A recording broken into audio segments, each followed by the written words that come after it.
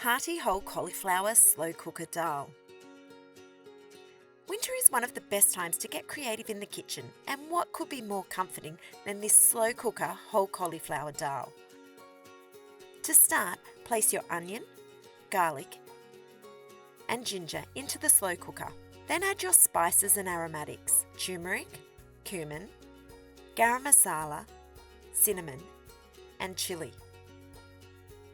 Then add your green lentils, fresh tomatoes and 3 cups of water.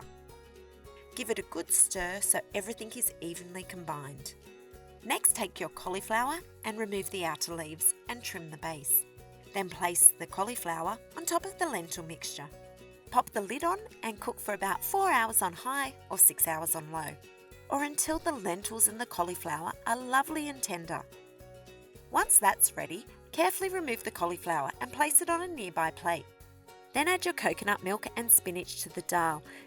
Give it a stir and notice how fragrant and creamy it is. Serve your dal topped with the cauliflower, thinly sliced chilli and the coriander leaves. Season with pepper and serve with a spoonful of yogurt.